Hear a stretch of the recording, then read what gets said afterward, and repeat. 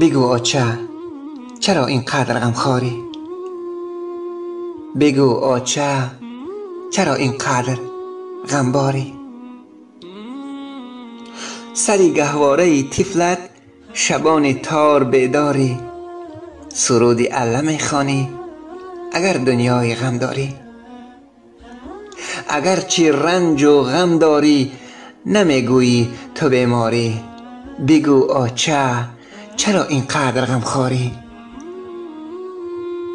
تو در دنیای قلبت باز دنیای دیگر داری، همیشه همدل و همراز از حالم خبر داری.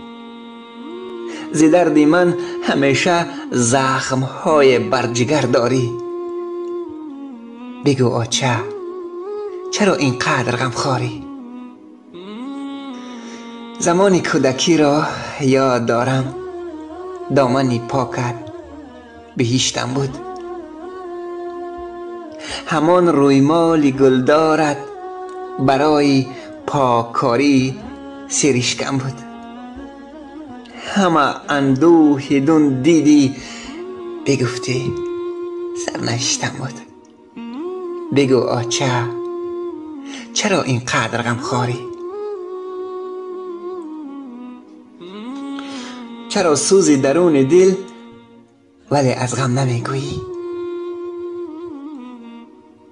چرا داری فزون مشکل ولی پیشم نمیگویی؟ وجودی پر ز دردت هست و درمان نمیجویی. بگو آچه چرا اینقدر غمباری؟ بگو آچه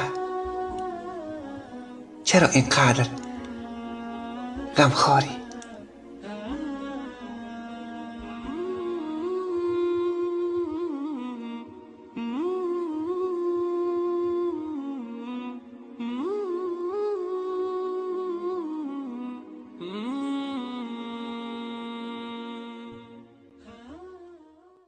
мо қариб ҳама гуна маълумоти идорӣ ва мактабиро бо назардошти сифат ва завқи шумо аз машҳуртарин тамғаҳои молии дунё пешниҳод мекунем.